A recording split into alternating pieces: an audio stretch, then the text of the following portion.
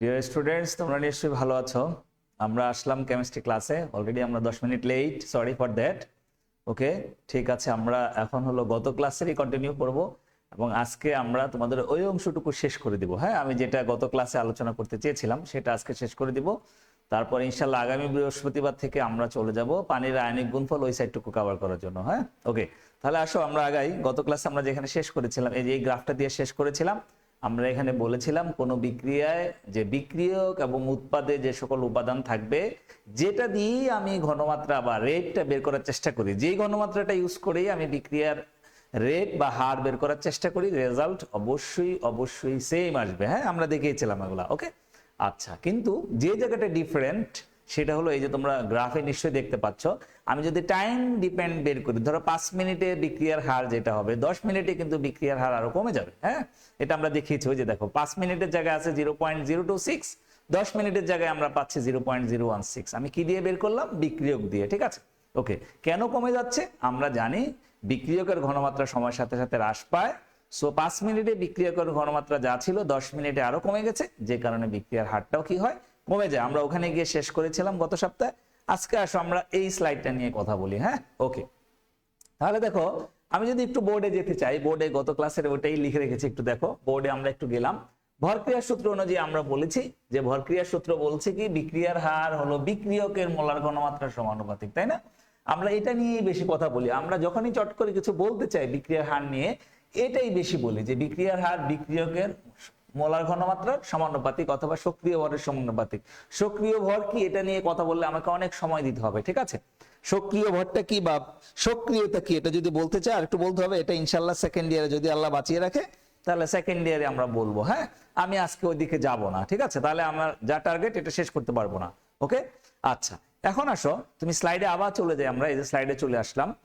এই যে বিক্রিয়ার হার শুধুমাত্র বিক্রিয়কের মোলার ঘনমাত্রার উপর নির্ভরশীল নয়, আরো অনেকগুলা বিষয় এটার সাথে জড়িত আছে। হ্যাঁ, যেমন কি আমরা লিখেছি, দেখো এই যে স্লাইডে আছে, তোমরা এগুলো অলরেডি পড়ে ফেলেছো। হ্যাঁ, তবু আমি একটু রিভিউ করছি, কারণ আমি ক্রিটিক্যাল বিষয়গুলো একটু আলোচনা করবো। হ্যাঁ, একটু ইন ডিটেলস, কারণ এই করোনা উপলক্ষে অনলাইন ক্লাসের সুবাদে তোমরা সারা বাংলাদেশে প্রচুর ক্লাস পাচ্ছ। ঠিক আছে, ওকে, ফাইন। বাট যে বিষয়গুলো আমরা অনেকে স্কেপ করে যাই, আমি ওই জায়গাটা একটু হিট করব তোমাদের। সেই জন্য আমি হলো এই পিছনে 2টা লেকচার দিলাম, যেন তোমাদের এগুলা রিচ থাকে। ইন ফিউচারে এই লেকচারগুলো তোমাদের কিন্তু অনেক কাজে লাগবে, বা তোমাদের ছোট ভাই যারা আসবে, বোন যারা আসবে, হ্যাঁ, ফিউচার স্টুডেন্ট যারা, তাদের অনেক কাজে লাগবে এই লেকচারগুলো। হ্যাঁ, সেই জন্যই হলো আমি কিছুটা দেওয়ার চেষ্টা করছি এখানে। আসো, যেটা হলো আমরা স্কেপ করি বা একটু কম আলোচনা করি, সেটাই আমি একটু ইলাবোরেটলি আলোচনা করার চেষ্টা করছি। ওকে, ফাইন। তাহলে কি বলছি, বিক্রিয়ার হার যে সকল বিষয়ের উপর নির্ভর করে, শুধুমাত্র বিক্রিয়কের মোলার ঘনমাত্রা ছাড়া অন্য অনেক কিছুর উপর নির্ভর করে, সেগুলা এই যে আমরা এখানে একটু লিখেছি। দেখো কি, বিক্রিয়কের ঘনমাত্রা, তাপমাত্রা, তোমরা জানো এগুলোর উপর নির্ভর করে, বিক্রিয়কের ভৌত অবস্থা, বিক্রিয়কের পৃষ্ঠতলের ক্ষেত্রফল, প্রভাবকের উপস্থিতি। প্রভাবক বিক্রিয়ার হারের উপর নির্ভর করে, প্রভাবক থাকলে একরকম হয়, না থাকলে আরেক রকম হয়, তোমরা এগুলো জানো, অলরেডি পড়ানো হয়েছে। তারপর একটা জিনিস পড়েছো তোমরা, সংঘর্ষ তত্ত্ব। হ্যাঁ, আমি ওটাও আলোচনা করব, একটু মজাও করব আমরা। তারপর হলো আরহেনিয়াস সমীকরণ। এই যে সংঘর্ষ তত্ত্বের সাথেই সম্পর্কিত আরেকটা জিনিস, সেটা হলো আরহেনিয়াস সমীকরণ। তোমরা এগুলো পড়েছো, k = pz e to the power - EA/RT। হ্যাঁ, এগুলো লেকচার দেওয়া হয়েছে। ওকে, ফাইন। পি কি, এই যে দেখো লেখা আছে বক্সে, আমি লিখেছি। পি হলো স্টেরিক ফ্যাক্টর, ইংলিশে বলি আমরা, বাংলায় বললে তুমি বলবো স্থানিক ভিড় বা দিক বিন্যাস। এইটাতে আমি খুব গুরুত্ব দিব। ঠিক আছে, এই যে স্থানিক ভিড়ের উপর নির্ভর করে বিক্রিয়ার হার কিভাবে পরিবর্তিত হয়। ঠিক আছে, এটা সবাই করি কি, আমরা সেকেন্ড ইয়ারে গিয়ে আলোচনা করি। বাই দিস টাইম তুমি এই অংশটুকু ভুলে যাও যে সংঘর্ষ তত্ত্ব কি বলেছে, আরহেনিয়াস ইকুয়েশন কি বলেছে, বিক্রিয়ার হার কিভাবে এটার উপর নির্ভরশীল, এটা ভুলে যাও। হ্যাঁ, সেই জন্য আমি ওইটা আজকে খুব ফোকাস করব। তারপর হলো Z = হলো কলিশন ফ্রিকোয়েন্সি বা সংঘর্ষের হার, এটা নিয়ে আমি কথা বলবো। তারপরে ই হলো যেটা এক্সপোনেনশিয়াল, তোমরা জানো এটাকে আমরা বলি ম্যাথমেটিক্যাল কোয়ান্টিটি বা গাণিতিক পরিমাণ বাংলায় যদি বলো। হ্যাঁ, আর ই হলো অ্যাক্টিভেশন এনার্জি বা সক্রিয়ণ শক্তি। এগুলো পড়েছো তোমরা, যে একটা বিক্রিয়া ঘটার জন্য যে মিনিমাম এনার্জি দরকার। যেমন ঢাকা কলেজে ভর্তি হতে গেলে মিনিমাম একটা জিপিএ দরকার। ঠিক আছে, তুমি তোমার কলেজে ভর্তি হতে গেলে তোমার কলেজ কর্তৃপক্ষ বলে দিয়েছে একটা মিনিমাম জিপিএ তোমার লাগবে। সেটাই হলো আমার অ্যাক্টিভেশন এনার্জি। ঠিকই, অ্যাবসলিউট টেম্পারেচার বা পরম তাপমাত্রা, আর কি গ্যাস ধ্রুবক, এটা সবাই আমরা জানি এগুলা। ঠিক আছে, ওকে, ফাইন। সো আমি এতগুলাকে, এগুলা অলরেডি পড়া হয়ে গেছে, আমি এগুলাকে ফোকাস করব না। আমি ফোকাস করব কি, এই যে 4 নাম্বারটা, পৃষ্ঠতলের ক্ষেত্রফল আর হলো সংঘর্ষ তত্ত্ব এবং হলো তোমার স্থানিক ভিত, এই তিনটা জিনিসকে কভার করে আমরা চলে যাব আণবিকত্ব এবং বিক্রিয়ার ক্রম দিয়ে আমি আজকে ক্লাস শেষ করে দিব। ওকে ফাইন, তাহলে আসো এই যে দেখো পৃষ্ঠতলের ক্ষেত্রফল, হ্যাঁ বিক্রিয়ার পৃষ্ঠতলের ক্ষেত্রফলের উপর বিক্রিয়ার হার নির্ভরশীল। আমরা এরকম লিখতে পারি বোর্ডে, যদি আমরা একটু চলে যাই আসো, তাহলে আমরা লিখবো এই যে এরকম, যে বিক্রিয়ার হার পৃষ্ঠতলের ক্ষেত্রফলের সমানুপাতিক, বিক্রিয়কের পৃষ্ঠতলের ক্ষেত্রফলের সমানুপাতিক। আমরা লিখবো বিক্রিয়ার হার বিক্রিয়কের পৃষ্ঠতলের ক্ষেত্রফলের সমানুপাতিক, পৃষ্ঠতলের ক্ষেত্রফলের কি সমানুপাতিক। এই যে আমরা লিখলাম, এটা তোমাকে জানতে হবে, এটা হলো তোমার মূল কথা, মূল মেসেজ কি, এই যে এটা, যে বিক্রিয়ার হার বিক্রিয়কের পৃষ্ঠতলের ক্ষেত্রফলের সমানুপাতিক। এখন তুমি এটা মুখস্থ করে ফেললা, আমি তোমাকে বললাম একটা বিক্রিয়কের পৃষ্ঠতলের ক্ষেত্রফল 10 আর একটা হলো 100, তাহলে কোনটার বেশি হবে? তুমি বললা স্যার 100টার বেশি হবে। এই যে এটাকে তোমাকে একটু রিয়েলাইজ করতে হবে, ওই যে গত ক্লাসে যেটা বলেছি, একটু ক্রিটিক্যাল অ্যানালাইসিস করতে হবে যে কখন বিক্রিয়কের পৃষ্ঠতলের ক্ষেত্রফল বেশি হয়। তোমাকে এখন কোশ্চেন করতে হবে যে কখন বিক্রিয়কের পৃষ্ঠতলের ক্ষেত্রফল কি হয়, বেশি হয়, সেটা বোঝানোর জন্য আসো এই বিক্রিয়কের পৃষ্ঠতলের ক্ষেত্রফল কখন বেশি বা কম হয়। ধরো এই যে আমি একটা ইট নিলাম, ধরো এখানে আমি ইট নিলাম, একটা ইট আঁকাচ্ছি আমি, খেয়াল করো, ওকে আমি একটা ইট আঁকাচ্ছি। বিক্রিয়কের পৃষ্ঠতলের ক্ষেত্রফল বোঝার জন্য তোমাকে যেটা দরকার সেটা হলো এই যে এটা। ওকে, এখন খেয়াল করো, ধরো এটা হলো 10 ইঞ্চি, হ্যাঁ এই যে আমি ইঞ্চি চিহ্ন দিলাম। এটা হলো ধরো 5 ইঞ্চি, এই যে এই সাইডটা ধরো 5 ইঞ্চি, এটা ধরো 5 ইঞ্চি আর এটা ধরো 3 ইঞ্চি। ওকে, তাহলে আমরা এরকম দেই, এটা ধরো 3 ইঞ্চি, ওকে আমি দিলাম। হ্যাঁ, তাহলে আমরা দেখতে পাচ্ছি এই ইটে 6টা পৃষ্ঠ আছে, 6টা সারফেস আছে, তাই না? 6টা পৃষ্ঠ আছে। ওকে, এই 6 পৃষ্ঠের ক্ষেত্রফল, টোটাল ক্ষেত্রফলটাই হলো আমাদের ইটের পৃষ্ঠতলের ক্ষেত্রফল। ওকে, আচ্ছা এখন আসো, তাহলে আমরা যদি বের করি, তাহলে উপরের পৃষ্ঠটা দেখতেছি 5 এবং 10, তাহলে 5 ইঞ্চি বাই 10 ইঞ্চি, এরকম কয়টা পৃষ্ঠ আছে? দেখো উপরে একটা, নিচে একটা, সামনে একটা, পিছনে একটা, তাহলে 4টা পৃষ্ঠ।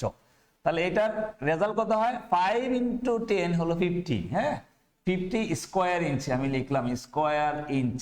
ওকে, এরকম কয়টা পৃষ্ঠ আছে? 4টা, তাহলে 4 ইন্টু এত ইকুয়াল টু হলো কত? 200 স্কোয়ার ইঞ্চি, আমি লিখলাম 200 স্কোয়ার ইঞ্চ, এই যে হয়ে গেল। ওকে, আর আরে 2টা পৃষ্ঠ আছে, দেখো এই যে বামে এবং ডানে, আমার বামে এবং ডানে যদি বোর্ডে তাকাও, তাহলে 5/3, 5 ইঞ্চি বাই 3 ইঞ্চি, এরকম আছে 2টা পৃষ্ঠ। তাহলে কত হয় গুণ দিলে? আমরা যদি পাই 3 5 15, এই যে এটা গুণ দিলে 15 into 2 into 15 square inch equal to হলো কত? 30 স্কোয়ার ইঞ্চি। তাহলে টোটাল আমি কত পেয়ে গেলাম? দেখো তো, একটা ইটের পৃষ্ঠতলের ক্ষেত্রফল হলো 230 স্কোয়ার ইঞ্চ আমরা পেয়ে গেলাম, ঠিক আছে? ওকে, এবার আমি করলাম কি, এই ইটটাকে 2 ভাগ করলাম, খেয়াল করো এই ইটটাকে ঠিক মাঝখানে আমি কেটে ফেললাম। হ্যাঁ, এই ইটটাকে আমি ঠিক মাঝখানে কেটে ফেললাম, এই যে দেখো, এই যে ঠিক মাঝখানে আমি ইটটাকে কেটে ফেললাম। ওকে, 2 পিস হয়ে গেল। হ্যাঁ, তাহলে এখন কি করলাম? এটা হলো টোটাল ইট, এবার এটা 2 ভাগ করতে চাচ্ছি আমরা, এই ইটটাকে আমি 2 ভাগ করব। হ্যাঁ, তাহলে এই যে এই জায়গাটায় খেয়াল করো, এই জায়গাটায় 10 ইঞ্চি যেটা ছিল এটা এখন 5 ইঞ্চি হয়ে যাবে। আমি যদি একটু অন্য কালি দিয়ে মার্ক করি, তাহলে খেয়াল করো, ব্লুটা দিয়ে যদি আমি মার্ক করি, যে এটা 10 ইঞ্চির জায়গা হয়ে যাবে কি 5 ইঞ্চি। তাহলে এরকম 4টা পৃষ্ঠই থাকবে, তাহলে 4 ইন্টু 5 ইঞ্চি ইন্টু 5 ইঞ্চি, এই যে 10-এর জায়গা হয়ে যাবে এখন কত? 5 ইঞ্চি, এই যে এটা হয়ে যাবে। তাহলে কত হবে খেয়াল করো, 4 ইন্টু 5 5 25 স্কোয়ার ইঞ্চ, তাহলে হবে 100 স্কোয়ার ইঞ্চ, স্কোয়ার ইঞ্চ। খেয়াল করো 200 জায়গায় 100 হয়ে গেছে, তাই না? ওকে, আর হলো এটা ঠিক থাকবে, এটা তো কোনো চেঞ্জ হবে না, যে দুই পাশেরটা। হ্যাঁ, 2 ইন্টু 5 ইঞ্চি ইন্টু 3 ইঞ্চি, তাহলে কত হচ্ছে? 2 into 3 5 15 square inch equal to হলো 30 স্কোয়ার ইঞ্চ। তাহলে এরকম এক পিসের কত হচ্ছে? আমরা যদি টোটালটা অ্যাড করি, খেয়াল করো, এক পিসের হচ্ছে 130, আমি যোগ করে দিচ্ছি 130 স্কোয়ার ইঞ্চ। এরকম 2টা পিস হয়েছে কিন্তু। হ্যাঁ, তাহলে 2 পিসের জন্য হবে, 2 পিসের জন্য হবে 2 ইন্টু 230 130 ইকুয়াল টু হবে 260 স্কোয়ার ইঞ্চ। তাহলে এই যে দেখো, আমি মেসেজটা কিন্তু তোমাকে দিয়ে দিলাম, খেয়াল করো, পুরো ইটের পৃষ্ঠতলের ক্ষেত্রফল ছিল কত? 230 স্কোয়ার ইঞ্চি। কিন্তু আমি যখন ইটটাকে 2 টুকরো করে ফেললাম, হ্যাঁ মাত্র 2 পিস করলাম, তখন দেখা গেল 230-এর জায়গা হয়ে গেল 260। এই যে দেখো 2 পিস করাতে পৃষ্ঠতলের ক্ষেত্রফল বেড়ে গিয়েছে, কারণ আরো 2টা পৃষ্ঠ আমরা পেয়ে গেছি, এক্সট্রা 2টা পৃষ্ঠ। হ্যাঁ, ওকে, তাহলে কত হলো? 230-এর জায়গায় 260। মাত্র কয় পিস করলাম? মাত্র 2 পিস করলাম। এখন যদি আমি এই কাজটা করতাম, ধরো আমি এইটাকে পাউডার করে ফেললাম। হ্যাঁ, পাউডার, একদম পাউডার করে ফেললাম। এটাকে আমি কি করছি? এইটাকে একদম মেশিনে দিয়ে পাউডার করে ফেলছি, পাউডার। তাহলে তার পৃষ্ঠতলের ক্ষেত্রফল কি হবে? পৃষ্ঠতলের ক্ষেত্রফল কি হবে? ওকে, আমি আনসারে যেতে চাই। হ্যাঁ, পাউডার করলে পৃষ্ঠতলের, ইটটাকে যদি আমি পাউডার করে ফেলি তাহলে পৃষ্ঠতলের ক্ষেত্রফল কি হবে আমি এটা দেখতে চাই। ওকে, আমি আনসারে যাই, দেখি তোমরা কে কি বলছো। হ্যাঁ, কোশ্চেন কি? আমি একটা ইটটিকে 2 পিস করলাম, তাতে দেখা যাচ্ছে তার পৃষ্ঠতলের ক্ষেত্রফল বেড়ে যাচ্ছে। ওকে, আমি যদি ইটটাকে 2 পিস জায়গায় পাউডার করে ফেলি তাহলে পৃষ্ঠতলের ক্ষেত্রফল কি হবে সেটা আমাকে আনসার দিতে হবে। হ্যাঁ, বলো কি হবে? আমি শুনতে দেখতে চাচ্ছি। হ্যাঁ, আমি দেখতে চাচ্ছি আনসার কি হবে, বলো। হ্যাঁ, কি হবে আনসারটা দাও। যে কি বলছি আমরা? একটা ইটকে 2 পিস করলে তার পৃষ্ঠতলের ক্ষেত্রফল দেখা যাচ্ছে 30 স্কয়ার ইঞ্চি বেড়ে যায়। তাহলে আমি যদি ইটটাকে পাউডার করি তাহলে পৃষ্ঠতলের ক্ষেত্রফল কি হবে, বলো কি হবে? আনসারটা দেখতে চাই। হ্যাঁ, পৃষ্ঠতলের ক্ষেত্রফল কি লিখছো? ইনক্রিজ হবে, ম্যাক্সিমাম হবে, ইনক্রিজ হবে না? আমি এগুলো আনসার খুব একটা স্যাটিসফাইড না। স্যার টোটাল তো 190 স্কয়ার ইঞ্চ হয়, কেন 190? যে হিসাব তো বোর্ডে দেখিয়ে দিলাম। আচ্ছা, দেখে নাও, বাট মূল মেসেজ হলো বেড়ে যাচ্ছে। হ্যাঁ, আচ্ছা, তারপর হলো বেড়ে যাবে। বেড়ে যাবে কি পরিমাণ? ধরো 5-এর জায়গায় 6 হলো, এরকম। 230-এর জায়গায় 231, এরকম না, এরকম না। কি হবে আনসার? বেশি হবে, অনেক বাড়বে। হ্যাঁ, অনেক বেশি হবে। এই যে আনসার গুলো আসতেছে, আমরা এটাকে বলি। ওকে, বুঝতে পেরেছি। এখন তুমি একটু লাইনে ফিরে আসতেছো। হ্যাঁ, আপনার ভিডিও খুঁজে পাই না, প্লেলিস্ট বানান। কেন আমার ভিডিও কেন খুঁজে পাবা না? তোমরা ঢাকা কলেজের ওয়েবসাইটে ঢুকে যাও। হ্যাঁ, ঢাকা কলেজে ঢুকলেই তুমি পেয়ে যাবা। হ্যাঁ, না পাওয়া তো কোনো কারণ নাই, ক্ষেত্রফল থাকবে না। কি বলছো? It will be the highest. The highest আবার কি? আমি যদি পাউডার করে ফেলি ইনফিনিটি। হ্যাঁ, এই যে একজন বলেছে, ঠিক আছে। আসলে আমরা এটাকে বলি তখন পৃষ্ঠতলের ক্ষেত্রফল ট্রিমেন্ডাসলি বেড়ে যায়, অস্বাভাবিক পরিমাণে বেড়ে যাবে। ইংলিশে আমরা একটা শব্দ ইউজ করি কি? ট্রিমেন্ডাসলি ইনক্রিজ করবে। হ্যাঁ, আনসারটা আমরা এরকম বলি। ওকে, ফাইন। এই যে ইনফিনিটি বলছো, ঠিক আছে, কাছাকাছি বলছো। ইনফিনিটি আমরা বলবো না, আমরা বলবো হলো এটার রেজাল্টটা তখন ট্রিমেন্ডাসলি বেড়ে যাবে, মানে অস্বাভাবিক পরিমাণে বেড়ে যাবে। হ্যাঁ, যেটা বিক্রিয়ার হার বাড়ানোর জন্য খুব দরকার। এই যে আমরা লিখেছি দেখো, বিক্রিয়ার হার সমানুপাতিক হলো বিক্রিয়ার পৃষ্ঠতলের ক্ষেত্রফল। তাহলে আমি যদি ইটের টুকরার মতো একটা বিক্রিয়ক নিয়ে বিক্রিয়া স্টার্ট করি, আর যদি ওর পাউডার নিয়ে বিক্রিয়া স্টার্ট করি, অলওয়েজ পাউডারের জন্য বিক্রিয়ার হার অনেক বেশি হবে। কার তুলনায়? টোটাল ইটের তুলনায়। ঠিক আছে, এবার আমি ভিডিওতে যেতে চাই। আসো, আমি স্লাইডটা দেখাই তোমাদেরকে। এবার আসো, স্লাইডে আসলে এটা ক্লিয়ার হয়ে যাবে এখন। হ্যাঁ, তাহলে বোঝা গেল বিক্রিয়ার হার বাড়ানোর জন্য তুমি বিক্রিয়ককে পাউডার ফর্মে নিয়ে যাওয়ার চেষ্টা করবা। হ্যাঁ, ওকে, এইবার দেখো, এই যে স্লাইডে দেখতে পাচ্ছ এ এবং বি দুইটা টেস্ট টিউব। আমরা লিকুইড হিসেবে নিয়েছি হাইড্রোক্লোরিক অ্যাসিড। কি নিয়েছি? হাইড্রোক্লোরিক অ্যাসিড নিয়েছি। এই পাত্রে আছে পাউডার আয়রন, ঠিক আছে, লোহার গুঁড়া। এই যে এ টেস্ট টিউব যেটা, এটার মধ্যে আগে থেকেই লঘু হাইড্রোক্লোরিক অ্যাসিড আছে, তার মধ্যে আমরা হলো কি ঢেলে দিলাম? লোহার গুঁড়া ঢেলে দিলাম। হ্যাঁ, ওকে। আর বি পাত্রে হলো লোহার পেরেক, ইংলিশে আমরা যেটা বলি আয়রন নেইল, আয়রন নেইল বলি ইংলিশে। হ্যাঁ, লোহার পেরেক ইংলিশে কি বলে?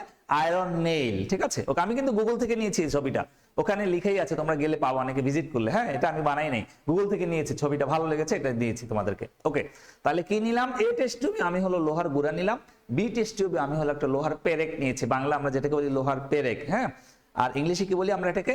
আমরা ইংলিশে বলি আয়রন নেইল। ওকে, নেওয়ার পর দেখা যাচ্ছে, এই যে আমরা জানি আয়রন এবং হাইড্রোক্লোরিক অ্যাসিড যদি বিক্রিয়া করে তাহলে হলো ফেরিক ক্লোরাইড এবং হাইড্রোজেন গ্যাসের বুদবুদ পাওয়া যায়। এই হাইড্রোজেন গ্যাসের বুদবুদ এই টেস্ট টিউব থেকে খুব দ্রুত বের হয়, মেশানোর সাথে সাথেই বের হয়ে যাবে। আর ওই থেকে আয়রন নেইল থেকে, পেরেক থেকে খুব স্লোলি বের হয়। ঠিক আছে, খুব হালকা ভাবে একটা দুটা করে বুদবুদ বের হয়, খুব অল্প, বিক্রিয়ার হার খুবই কম। তাহলে বোঝা যাচ্ছে কি এ টেস্ট টিউবে বিক্রিয়ার হার অনেক বেশি, বি টেস্ট টিউবে বিক্রিয়ার হার অনেক কম। কারণ কি?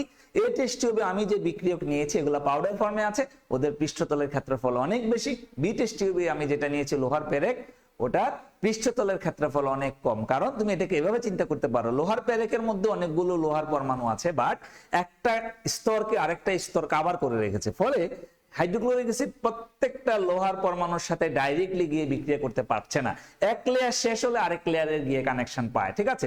এই জন্য বিক্রিয়ার হারটা স্লো, বিক্রিয়কের ঘনমাত্রা কমে যাচ্ছে, একজন আরেকজনকে এক লেয়ার আরেক লেয়ারকে কভার করে রাখছে, ঠিক আছে। সেজন্য বিক্রিয়ার হারটা কি হয়ে যাচ্ছে, লোহার পেরেকের ক্ষেত্রে কম, পাউডারের ক্ষেত্রে বেশি হচ্ছে। তুমি বিষয়টাকে এইভাবে কল্পনা করতে পারো, ধরো তোমার বাসার সামনে আর্মস নিয়ে একজন ডাকাত আসলো, হ্যাঁ, ওকে। তোমার বাসায় তোমরা 100 জন বন্ধু আছো, কিন্তু 100 জন বন্ধু একসাথে দরজার সামনে যাওয়া নাই, একজনের পিছনে আরেকজন আছে, একজনের পিছনে আরেকজন করে এইভাবে ধরো বাসার মধ্যে একটা লাইন করে ফেলছো। ফলে ডাকাত কিন্তু তোমার ফেস করছে কাকে, একজন একজন করে বন্ধুকে কিন্তু কি ফেস করছে, কিন্তু ফলে সে কিন্তু ভয় পাচ্ছে না, সে চলে যাচ্ছে না, সে চেষ্টা করছে তোমার বাসায় ঢুকে ডাকাতি কাজ করার জন্য, তার যে ইল ইন্টেনশন আছে সেটা ফিনিশ করার চেষ্টা করছে, ঠিক আছে। বাট তোমরা যদি সকল বন্ধু একসাথে ওকে ঘিরে ফেলতা, ও কিন্তু পালাবার পথ পেত না, ডাকাতি করা তো চিন্তায় থাকো, ও জান নিয়ে পালানোর চেষ্টা করতো, তাই না? ঠিক সেম ঘটনা পাউডারের ক্ষেত্রে, সবাই একসাথে হাইড্রোক্লোরিক অ্যাসিডের কন্টাক্টে যেতে পারছে, ফলে বিক্রিয়কের ঘনমাত্রা অনেক বেশি, বিক্রিয়ার হারটাও বেশি হচ্ছে, বুদবুদ বেশি পাওয়া যাচ্ছে। আর যখন আয়রন নেইলে আছো তুমি, আয়রন নেইলে হলো এক লেয়ার আরেক লেয়ারকে কভার করে ফেলছে, ফলে এক লেয়ার বিক্রিয়া করা শেষ হলে ক্ষয় হয়ে আরেক লেয়ারের কন্টাক্টে যাচ্ছে হাইড্রোক্লোরিক অ্যাসিড, এই জন্য বিক্রিয়াটা স্লো হয়ে যাচ্ছে। ক্লিয়ার? আমার মনে হয় এইটুকু যদি তুমি মাথায় রাখো, তাহলে মোটামুটি অনেকটুকুই তুমি এই পৃষ্ঠতলের ক্ষেত্রফল বিষয়ক জিনিসগুলো কভার করতে পারবে। হ্যাঁ, এটাই নানান ভাবে নানান জায়গায় অ্যাডমিশন টেস্টে আসে। হ্যাঁ, তুমি এটাই মাথায় রাখতে হবে যে পৃষ্ঠতলের ক্ষেত্রফল কি করে বাড়ানো যায়, যদি আমরা একটা জিনিসকে পাউডার ফর্মে নিয়ে যাই। আর কখন বেশি হয়, যখন চাকা বড় বড় চাকা থাকবে, ঠিক আছে, তাহলে পৃষ্ঠতলের ক্ষেত্রফল কম থাকবে, বিক্রিয়ার হার কম থাকবে, ঠিক আছে। ওকে, এখন আমি যাব, ওকে, একটা মজার ছবি, এটাতে আমি পরে আসি, এই যে আমি পিছনের স্লাইডে আবার যাই একটু, এই যে এটাতে আসি আমরা। হ্যাঁ, ওকে, এইটা খেয়াল করো, এই স্লাইডে তোমরা হলো কলিশন থিওরি পড়েছো, তাই না, সংঘর্ষ তত্ত্ব পড়েছো। ওকে, এই সংঘর্ষ তত্ত্ব নিয়ে আমি একটু কথা বলবো, আসো বাস্তবতায় চলে যাই। তুমি শুধু সংঘর্ষ তত্ত্ব শিখলা যে বিক্রিয়ক অণুগুলো পরস্পরের সাথে সংঘর্ষে লিপ্ত হবে, ফলে বিক্রিয়ক থেকে উৎপাদ পাওয়া যাবে।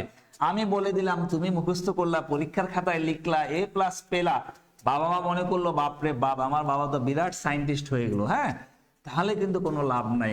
আসলে এই জিনিসটা রিয়েলাইজ করেছো কিনা বাস্তবের ক্ষেত্রে, সেটা হলো ইম্পর্টেন্ট। তুমি তোমার সায়েন্সটাকে বাস্তবে নিয়ে যেতে হবে, চলাফেরায় চিন্তা করতে হবে, তাহলে গিয়ে সায়েন্স পড়াটা হলো সার্থক হবে এবং তুমি ভালো কিছু ইনশাল্লাহ ফিউচারে দিতে পারবা।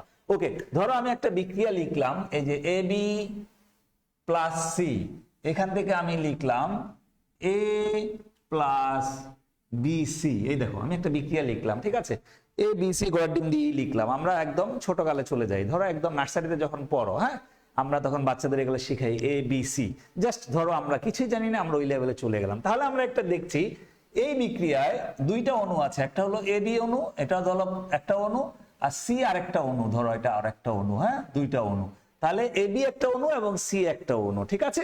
তাহলে সংঘর্ষ তত্ত্ব যদি আমরা বলি, সংঘর্ষ তত্ত্ব যদি আমরা কল্পনা করি, সংঘর্ষ তত্ত্ব বলবে AB অণুর সাথে C অণু পারস্পরিক সংঘর্ষে লিপ্ত হবে। ওকে, ফাইন, AB অণুর সঙ্গে C অণু পারস্পরিক সংঘর্ষে কি হবে, লিপ্ত হবে।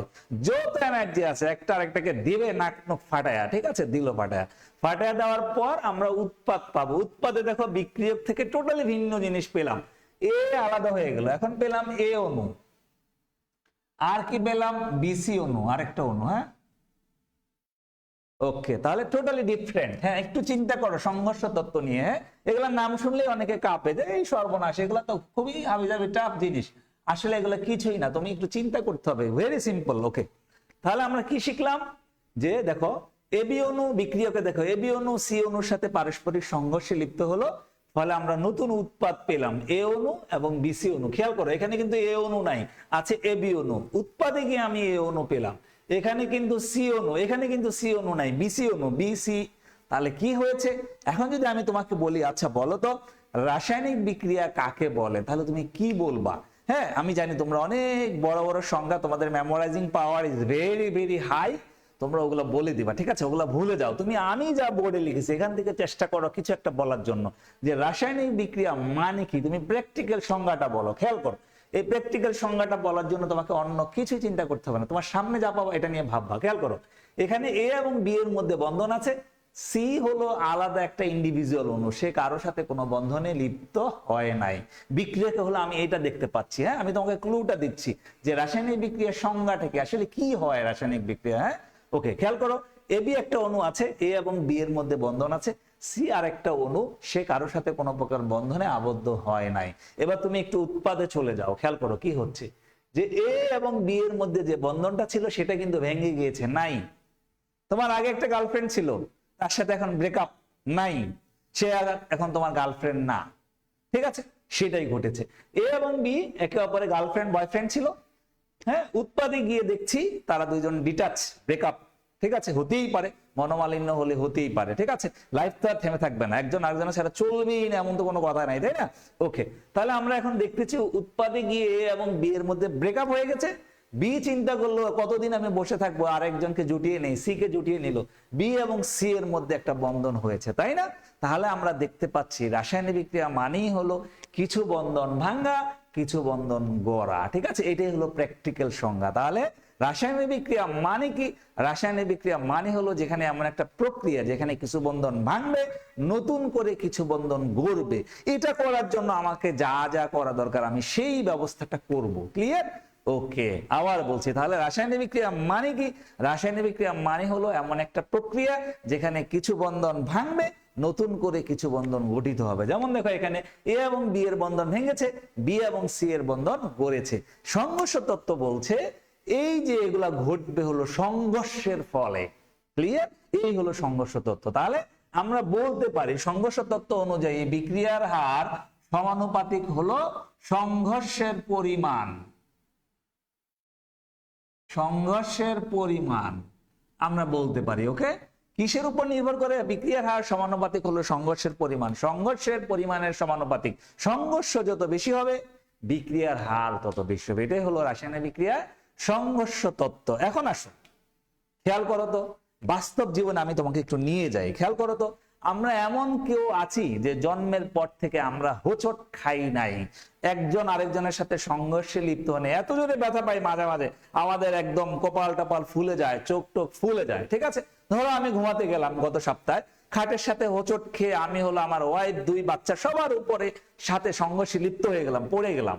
তাহলে তো এই রাসায়নিক বিক্রিয়া অনুযায়ী আমি এখন নাজমুল কবির চৌধুরী রাতে শুতে গেলাম, সকালবেলা আমি এনামুল কবির চৌধুরী আরেকটা নতুন ফেস হয়ে যাওয়ার কথা না? এই যে বিক্রিয়া দেখো, সংঘর্ষের ফলে এ বির সাথে সি সংঘর্ষ হয়ে নতুন উৎপাদ পেলাম, এ এবং বি সি, ঠিক আছে, নতুন উৎপাদ। কিন্তু আমরা দেখি আমরা রাতে যে চেহারা নিয়ে ঘুমাতে যাই আজীবন আমাদের চেহারাটা ওটাই থাকে, চেঞ্জ হয় না, ঠিক আছে? তাহলে কি সংঘর্ষ তত্ত্ব ভুল? আমি আনসার চাই। কি বললাম? যে সংঘর্ষ তত্ত্ব বলেছে, আবার আনসার চাই আমি। হ্যাঁ, সংঘর্ষ তত্ত্ব বলেছে যে বিক্রিয়া কণাগুলো পরস্পরের সাথে সংঘর্ষ হয়ে নতুন জিনিস উৎপাদে রূপান্তরিত হয়। তাহলে আমরা যখন সংঘর্ষে লিপ্ত হই বাস্তব ক্ষেত্রে আমাদের চেহারা কেন চেঞ্জ হয় না? ডক্টর নাজমুল অলওয়েজ ডক্টর নাজমুলই থাকে, কেন ডক্টর এনামুল হচ্ছে না, চেঞ্জ হচ্ছে না কেন? তাহলে কি সংঘর্ষ তত্ত্ব ভুল? আমি আনসার চাই। কি বলবা দেখি? হোঁচট খেয়ে পায়ের আঙ্গুল ভাঙছি, ওকে ফাইন, আমার বিক্রিয়ার আনসার কি সেটা বলো। পায়ের আঙ্গুল ভাঙছো বাবা, তুমি ডাক্তারের কাছে যাও seriously, as early as possible, ঠিক আছে? হ্যাঁ, কি then another comes D, okay maybe then another comes D। আমার কোশ্চেন হলো সংঘর্ষ তত্ত্ব বলেছে বিক্রিয়া কণাগুলো একে অপরের সাথে সংঘর্ষে লিপ্ত হয়ে নতুন জিনিস উৎপাদে রূপান্তরিত হয়। বাস্তব লাইফে আমরা যখন সংঘর্ষে লিপ্ত হই আমাদের চেহারা কেন চেঞ্জ হচ্ছে না? নির্দিষ্ট দিকবিন্যাস থেকে হতে হবে। এটা আমি এখনো পড়াই না, এটা এক্সপ্লেইন করব।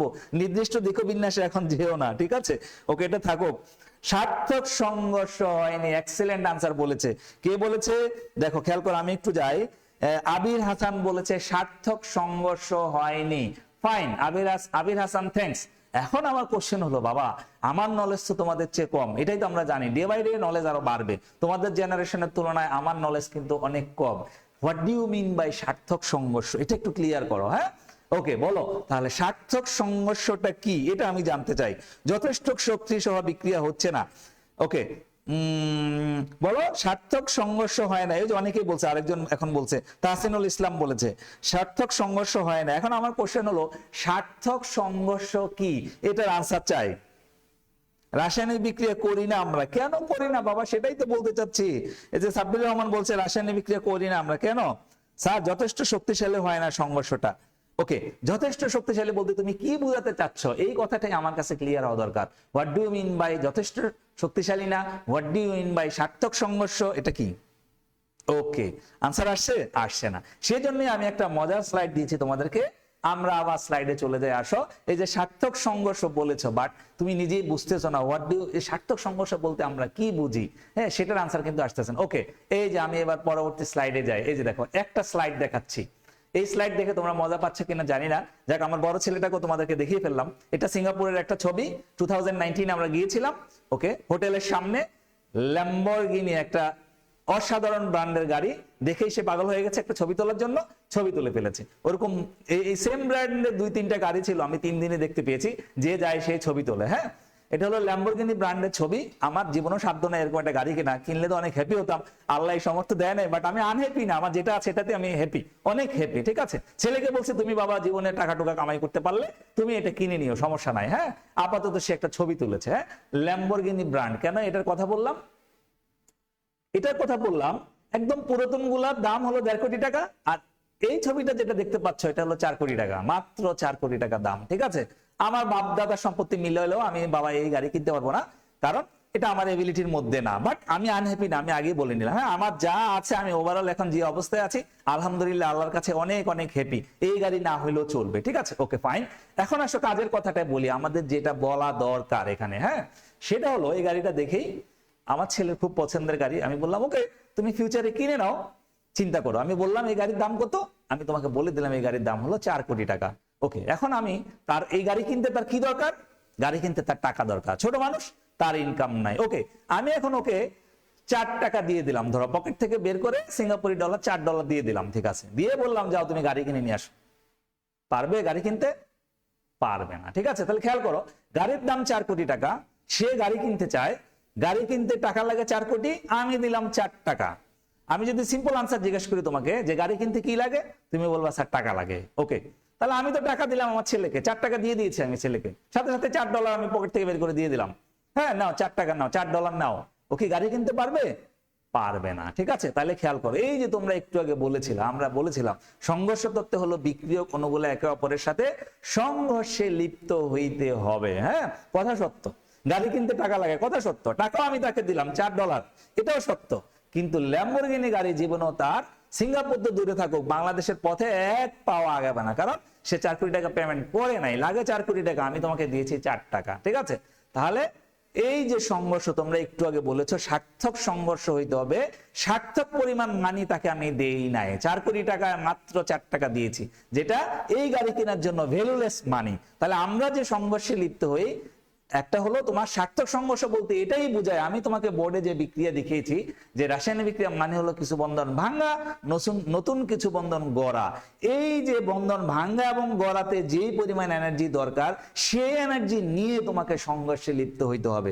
আমি যে সংঘর্ষের উদাহরণ দিলাম সেটা একটাতেও হলো কোনো পরিমাণ বন্ধন ভাঙে নাই, কোনো পরিমাণ বন্ধন গড়ে নাই, অতটুকু এনার্জি আমরা সাপ্লাই দেই নাই। তাহলে সার্থক সংঘর্ষ কোনটা? যে সংঘর্ষের ফলে কিছু বন্ধন ভাঙে এবং কিছু বন্ধন গড়ার মতো অবস্থা সৃষ্টি হয়, সেই সংঘর্ষটাকে আমরা বলি সার্থক সংঘর্ষ। ক্লিয়ার? তাহলে বুঝতে পেরেছো তো? দেখো এই সিচুয়েশনটা তাই, গাড়ি কেনার জন্য তোমার টাকা দরকার, আমি ছেলেকে টাকাও দিলাম, কিন্তু গাড়ি কেনা ইম্পসিবল, এটা ইমাজিনারি জিনিসই থেকে যাবে। ঠিক আছে, কারণ 4 কোটি টাকার তুলনায় $4 ভেরি ভেরি ফিউ মানি। ঠিক আছে, তাহলে যেই পরিমাণ এনার্জি নিয়ে সার্থক সংঘর্ষ হইতে হয়, সেই পরিমাণ এনার্জি নিয়ে আমরা বাস্তব লাইফে কোনো সংঘর্ষে লিপ্ত হই নাই। এই জন্যই আমি ডক্টর নাজমুলই থাকছি, ডক্টর এনামুলই থাকছে, কারো চেহারা কোনো চেঞ্জ হয় নাই। তাহলে তুমি কি বুঝলা? সার্থক সংঘর্ষ, ওই যে রাসায়নিক বিক্রিয়া আমরা এই যে সংঘর্ষের পরিমাণ বলি, আমাদেরকে বলতে হবে বিক্রিয়ার হার সার্থক সংঘর্ষের পরিমাণের উপর নির্ভর করে। এখন যদি আমি তোমাকে ইন ডিটেলস বলতে বলি সার্থক সংঘর্ষ বলতে তুমি কি বুঝো, তোমাকে বলতে হবে স্যার সার্থক সংঘর্ষ হলো এমন একটা সংঘর্ষ যে সংঘর্ষের ফলে আমাদের কিছু বন্ধন ভাঙবে এবং নতুন কিছু বন্ধন গড়বে, সেই অবস্থাটা সৃষ্টি হবে, সেটাকে আমরা বলবো কি? সার্থক সংঘর্ষ। ক্লিয়ার? ওকে, এবার আসো আমরা আবার পরের স্লাইডে ফেরত যাই, এটাতে পরে আসবো। এই যে আমরা এই জায়গাটায় ফেরত আসি। হ্যাঁ, আজকে আমরা আলোচনা করব এই যে, তাহলে বুঝে গেলা। হ্যাঁ, পি কি? স্থানিক ভিড়। স্থানিক ভিড় আমি হলো এখন বলবো, স্থানিক ভিড়ে চলে যাব। স্থানিক ভিড় কি করে বিক্রিয়ার হারকে নিয়ন্ত্রণ করে। ঠিক আছে, ওকে, আর জেড কি? কলিশন ফ্রিকোয়েন্সি, সংঘর্ষের হার, এটা তো বলে দিলাম এইমাত্র, বাকিগুলো তোমাদের জানা আছে। এখন আমি চলে যাব স্থানিক ভীর বিক্রিয়ার হারকে কিভাবে নিয়ন্ত্রণ করে সেটা বলবো। ওকে, স্থানিক ভীর কিভাবে নিয়ন্ত্রণ করে সেটা বলার জন্য আমি ইকুয়েশনটা আবার দেখালাম। এই স্লাইডে চলে আসো। এই স্লাইডে তুমি দেখতে পাচ্ছ আমি একটা বিক্রিয়া দেখিয়েছি, মিথাইল ব্রোমাইড তার সাথে হলো অ্যালকোহল, বাট এটা এক্সপ্লেন করার জন্য তোমাকে বোর্ডে যেতে হবে। আসো তাহলে আমরা এখন যাব যে স্থানিক ভীর বিক্রিয়ার হারকে কিভাবে নিয়ন্ত্রণ করে, কখন বিক্রিয়ার হার বাড়বে, কখন বিক্রিয়ার হার কমবে, অন দা বেসিস অফ স্থানিক ভীর বা স্টেরিক ফ্যাক্টর, আমরা এটাকে বলি স্টেরিক ফ্যাক্টর। হ্যাঁ, ওকে, এই যে স্লাইডে যেটা দেখানো আছে তোমরা এটা সেকেন্ড ইয়ারে গেলে ইন ডিটেইলস পড়বা, আমি এখন ওই দিকে যাব না, স্থানিক ভীরের সাথে বিক্রিয়ার হার কিভাবে নিয়ন্ত্রিত হয় সেটা দেখাবো। ওকে ফাইন, তাহলে আমাদের একটা বিক্রিয়া হলো এখানে এরকম, ধরো আমি এটা লিখলাম OH মাইনাস, তোমাদেরকে শুধু এই কথাটা বলে রাখি, এটাকে বলে নিউক্লিওফাইল। হ্যাঁ, আমি লিখলাম নিউক্লিওফাইল, এগুলো কিন্তু মুখস্থ করতে হবে না, আগেই বলে দেই। হ্যাঁ, এগুলো হলো ইউটিউবে অলরেডি লেকচার দেওয়া আছে, আমি দিয়েছি, যে মুখস্থ না করে তুমি এটা কিভাবে বুঝতে পারো। এই ওএস নেগেটিভ জিনিস যেগুলোর উপর থাকে এগুলাকে সাধারণত আমরা নিউক্লিওফাইল বলি, তুমি এটাই যাও, আরো ইন ডিটেইলস বলবো সেকেন্ড ইয়ারে গেলে ইনশাআল্লাহ। ওকে, প্লাস আমি ধরো এইটা লিখলাম, এই যে CBr, আর এখানে ধরো আমি এই 3টা হাইড্রোজেন দিয়ে দিলাম। হ্যাঁ, ওকে, এই যে এটার সাথে একটা বিক্রিয়া তোমাদেরকে চিন্তা করতে বলছি, খেয়াল করো, OH মাইনাস আর হলো CH3Br মিথাইল ব্রোমাইড, এই যে এটা। হ্যাঁ, ওকে, এই বিক্রিয়াটা তোমরা একটু চিন্তা করো, এটা দিয়ে আমি তোমাদেরকে বুঝাবো যে স্থানিক ভীর বিক্রিয়ার হারকে কি করে নিয়ন্ত্রণ করে। ঠিক আছে, ওকে, আরেকটা বিক্রিয়া একই জিনিস, HO মাইনাস প্লাস হলো এই যে এটা, খেয়াল করো, এই যে CH3, এই যে জায়গায় এখন CH3, আরেকটা দিলাম CH3। হ্যাঁ, এখন আমরা স্থানিক ভীর বিক্রিয়ার হারকে কিভাবে নিয়ন্ত্রণ করে সেটা আলোচনা করব, সেজন্য আমরা হলো এটা দাঁড়ালাম। হ্যাঁ, ওকে, আমি একটু এটা মুছি। ফাইন, এই জায়গাটা একটু চিন্তা করো, এই যে এখানে এই সিটাকে ব্লু কালার দিয়ে দিলাম, এই বিআরটাকে ব্লু কালার দিলাম, এই যে বিক্রিয়া, খেয়াল করো দুইটা অলমোস্ট সেম, তুমি দেখতেই পাচ্ছ, এই জায়গায় ভীর কম, এই জায়গায় ভীর বেশি। হ্যাঁ, আমাদের এখানে ফোকাসিং পয়েন্ট হলো ব্রোমিন যেই কার্বনের সঙ্গে যুক্ত আছে সেই কার্বনের সঙ্গে। তুমি দেখো নিচের যৌগটাতে, যে বোর্ডে তাকাও, নিচের যৌগটাতে কিন্তু আরো 3টা কার্বন আছে, কার্বন হলেই হবে না, মন্ত্রী বাংলাদেশে অনেক আছে। ধরো ঢাকা কলেজে একটা অত্যাধুনিক রিসার্চ ল্যাব তোমার দরকার, তুমি এই কথাটা যদি প্রধানমন্ত্রীর কানে পৌঁছাতে পারো এবং ওনাকে যদি বুঝাতে পারো মাননীয় প্রধানমন্ত্রীকে, যে আমাদের ঢাকা কলেজে একটা যদি ভালো ল্যাব স্থাপন করি, আমরা এই কোভিড-19 জন্য অনেক ভালো কিছু আবিষ্কার করে ফেলবো, হ্যাঁ, যেটা বাংলাদেশ এবং সারা বিশ্বের অনেক কল্যাণে আসবে, এটা যদি তুমি বুঝাতে পারো তাহলে অনেক কাজে দিবে। তুমি যদি ক্রীড়ামন্ত্রীকে গিয়ে বলো, তুমি প্রধানমন্ত্রীকে গেলে যতটুকু বেনিফিট পাবা, ক্রীড়ামন্ত্রী থেকে কিন্তু অতটা বেনিফিট পাবা না, কারণ ওনার এটা সেক্টর না। এখানেও তাই, খেয়াল করো, এখানেও কার্বন আছে, এখানেও কার্বন আছে, এখানে আরো 3টা কার্বন আছে, যে কোনো কার্বনকে নিয়ে বিবেচনা করলে হবে না, তোমাকে চিন্তা করতে হবে আমার এই কথাটা আমি প্রধানমন্ত্রীর কানে পৌঁছে দেবো।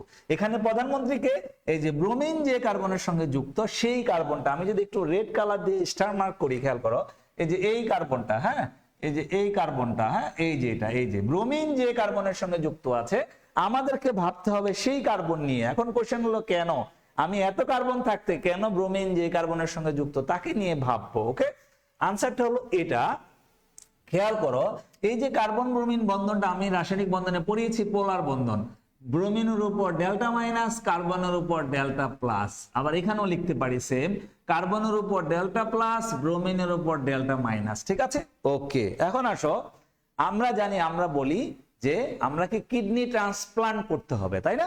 বলি একটা লোকের কিডনি ট্রান্সপ্লান্ট করতে হবে, তার মানে কি ওই লোকটা খুবই কষ্টে আছেন, ওনার কিডনিটা ফাংশন করছে না, ঠিক মতো কাজ করছে না, ফলে উনি অনেক কষ্টে আছেন, ওনার কিডনিটা কেটে ফেলে দিয়ে আরেকটা ভালো কিডনি আমাদেরকে ওখানে দিতে হবে। ঠিক আছে, তাহলে আমরা যখন কোনো কিছুকে সরাবো, কোনো কিছুকে যখন আমরা সরাই, ঠিক সেম জাতীয় জিনিস কিন্তু ওখানে দিতে হয়, তাই না?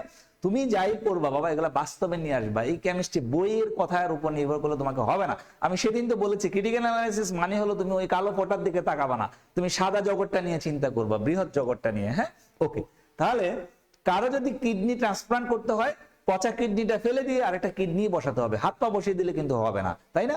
এখন আমি ধরো তোমাকে আজকে স্থানিক ভীর এক্সপ্লেইন করছি রাসায়নিক বিক্রিয়ার ক্ষেত্রে, তুমি চিন্তা করলা স্যার কি হাবিজাবি পড়াচ্ছে, এই স্যারকে দিয়ে হবে না, তুমি কি করবা, তুমি কি ধরো যে সঙ্গীতের একজন টিচারকে এনে এখানে বসিয়ে দিবা যে স্যার এখানে আসা পুরো গান গাবে আর আমাদেরকে কেমিস্ট্রি শেখাবে, হবে না, কারণ সঙ্গীতের ওই স্যার এটা চর্চা করেন নাই। আবার আমাকে যদি সঙ্গীতের স্যারের জায়গা বসিয়ে দাও, আমি হলো কোন দিক দিয়ে পালা বসে চিন্তা করবো, কারণ আমার সঙ্গীতের কোনো নলেজই নাই। হ্যাঁ, আমি একেবারেই অপারগ ওই জায়গাটায়। তাহলে কোনো কিছু সরাতে হলে সেম জাতীয় জিনিস দিতে হয়, তাই না? এখানেও তাই। খেয়াল করো, আমি হলো এই কার্বনের কাছ থেকে ব্রোমিনকে সরাবো, ব্রোমিনের উপর দেখো কি চার্জ আছে, ডেল্টা মাইনাস, ঋণাত্মক। এই জন্যই আমি আরেকজনকে স্ট্যান্ড বাই রেখে দিয়েছি, দেখো এই যে নিউক্লিওফাইলকে রেখে দিয়েছি, নেগেটিভ আরেকটা জিনিসকে, ঠিক আছে? তাহলে তুমি যদি একটা নিউক্লিওফাইলকে সরাতে চাও তাহলে আরেকটা নিউক্লিওফাইল লাগবে, যে ঋণাত্মক কাউকে সরাতে চাও, হ্যাঁ, তাহলে আরেকটা ঋণাত্মক জিনিস লাগবে। তাহলে এখানে কি ঘটবে, ওই যে আমি একটু আগে বলেছি রাসায়নিক বিক্রিয়া মানেই হলো কিছু বন্ধন ভাঙ্গা, কিছু বন্ধন গড়া। তাহলে পুরাতন কে আছে, পুরাতন কার্বনের পুরাতন গার্লফ্রেন্ড কে, বিআর। সো বিআর কে আমি আউট করে দেবো, নতুন গার্লফ্রেন্ড দিয়ে দেবো OH কে, ঠিক আছে? তাহলে কি হয়ে যাবে খেয়াল করো, দেখো এই যে রাসায়নিক বিক্রিয়া হয়ে গেল, আমরা OH এর সাথে বন্ধন করে ফেললাম, হাইড্রোজেন 3টাকে এই পাশে দিয়ে দিলাম, হয়ে গেল বিক্রিয়া শেষ। আর এই ব্রোমিন মাইনাসটা চলে গেল, ও যেহেতু কার্বনের সাথে আর বনিবনা হচ্ছে না, ও চলে গেল, ঠিক আছে? বিক্রিয়া শেষ। দেখো নতুন বন্ধন সৃষ্টি হয়েছে, কার্বন OH বন্ধন আর কার্বন বিআর বন্ধন ভেঙে চলে গিয়েছে, ঠিক আছে? রাসায়নিক বিক্রিয়া হয়ে গেল, কিছু বন্ধন ভাঙা, কিছু বন্ধন গড়া, আমরা সেটা করে দিলাম। ওকে, আচ্ছা, এবার আসো নিচের বিক্রিয়াও কি হবে, নিচের বিক্রিয়া হবে কি, সেম। হ্যাঁ, এখন আসো এই যে বিক্রিয়াটাও আমরা প্রোডাক্ট লিখবো কিভাবে, এই যে এরকম লিখবো, CH3 CH3 CH3, আমি এখানে একটু এটা দেখিয়ে দিলাম, এখান দিয়ে OH আর এখানে হলো এই যে পাশে Br মাইনাস থেকে যাবে, ওকে লিখে ফেললাম, খেয়াল করো। ওকে, আমাদের হয়ে গেল। এখন আসো ডিফারেন্সটা কি, এই যে স্থানিক ভিড় কি করে এই বিক্রিয়াতে প্রভাব বিস্তার করছে। এটা হলো খুবই স্লো প্রসেস, এই যে স্লো বা মন্থর আমি লিখলাম, হ্যাঁ, এই বিক্রিয়াটা। আর এই বিক্রিয়াটা হলো ফাস্ট বা দ্রুত, ঠিক আছে? এই যে, তাহলে তুমি বলে দাও, দেখো এখানে স্থানিক ভিড় কম, আমি লিখে দিলাম স্থানিক ভিড় কম, স্থানিক ভিড় কম, তাহলে বিক্রিয়ার হার কি, ফাস্ট। এখানে লিখলাম স্থানিক ভিড় বেশি, কোন সেন্সে আমি বলছি স্থানিক ভিড় কম আর বেশি, এখন আমি বলবো, এক্সপ্লেন করব। হ্যাঁ, ওকে, স্থানিক ভিড় বেশি, বিক্রিয়ার হার কি হয়ে গেল, মন্থর বা স্লো হয়ে গেল, ঠিক আছে? ওকে, খেয়াল করো, এই বিক্রিয়া ঘটার জন্য তুমি একবার সংঘর্ষ তত্ত্বের নলেজটা খাটাও, যে সার্থক সংঘর্ষ হইতে হবে। সার্থক সংঘর্ষ বলতে আমরা কি বুঝি, এই OH গিয়ে এই কার্বনকে ধাক্কা দিতে হবে, এই OH এই কার্বনকে ধাক্কা দিতে হবে, ঠিক আছে? তাহলে উপরের বিক্রিয়ায় যেটা আছে CH3Br, এখানে দেখছি কার্বনের, যে কার্বনকে আমাকে ধাক্কা দিতে হবে সেই কার্বনের সঙ্গে ভিড় কম, কারণ ছোট ছোট 3টা হাইড্রোজেন পরমাণু, হাইড্রোজেন পরমাণু ছোট ছোট 3টা। আর নিচের বিক্রিয়া দেখো, বিক্রিয়কে হাইড্রোজেনের জায়গায় আছে CH3, এই OH গিয়ে সহজে কার্বনের কাছে যেতে পারছে না, ওকে অনেকগুলো সিকিউরিটি গার্ড ওকে আটকে রেখেছে। প্রধানমন্ত্রীর কাছে তুমি যদি যেতে চাও, চাইলে যেতে পারবে না, তোমাকে SSF আটকে দিবে, ঠিক আছে?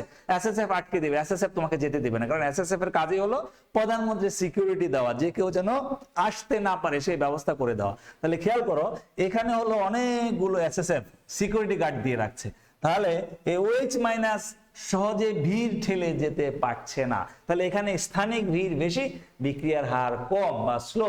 এখানে স্থানিক ভিড় কম, বিক্রিয়াটা খুব ফাস্ট হচ্ছে, কারণ সার্থক সংঘর্ষে লিপ্ত হওয়া অনেক ইজি, এখানে সার্থক সংঘর্ষে লিপ্ত হওয়া ইজি না, সেই কারণে এই বিক্রিয়াটা স্লো, এই বিক্রিয়াটা ফাস্ট।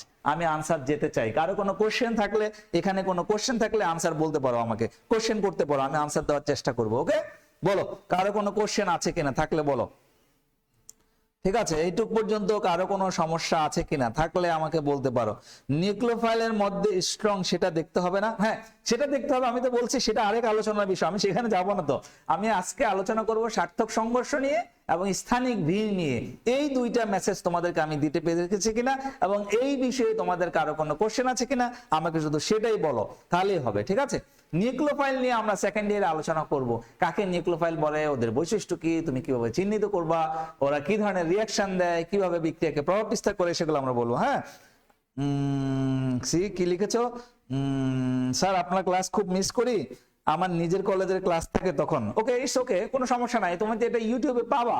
ঠিক আছে, মিস করো ফাইন, আমরাও তোমাদেরকে মিস করি, বাট তুমি তোমার নিজের কলেজের ক্লাসটা করো, আর নাহলে স্যাররা মাইন্ড করবে, বাট তুমি আমাদের ক্লাসটা ইউটিউবে পাবা, যে কোনো সময় করে নিতে পারবা, কোনো সমস্যা নাই। হ্যাঁ, ওকে, দুইটাই করো, অনেক বেশি নলেজ পাবা, দুজন স্যারের ক্লাস পেলে এটা তো ভালো দিক।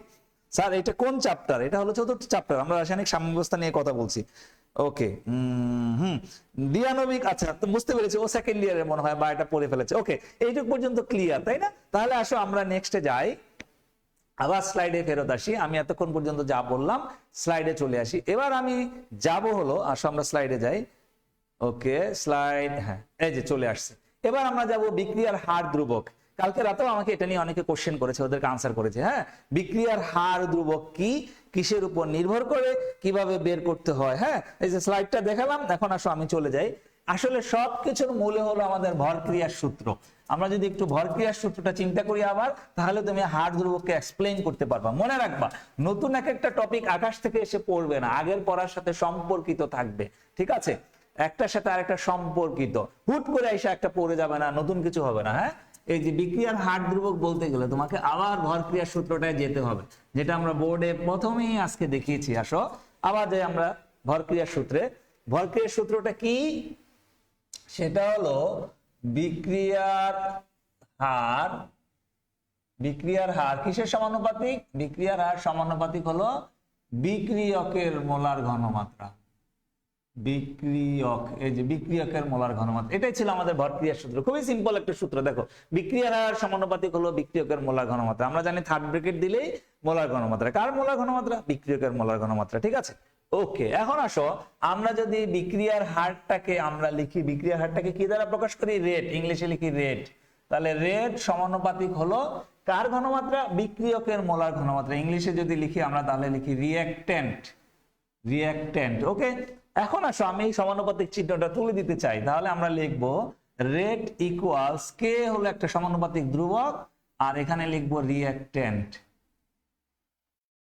ওকে, লিখলাম। হ্যাঁ, এখন তুমি খেয়াল করো, এটাকে যদি তুমি এরকম একটা সমীকরণ চিন্তা করো, y ইকুয়াল টু mx, তাহলে খেয়াল করো তো y অক্ষের দিকে থাকবে কে? রেট।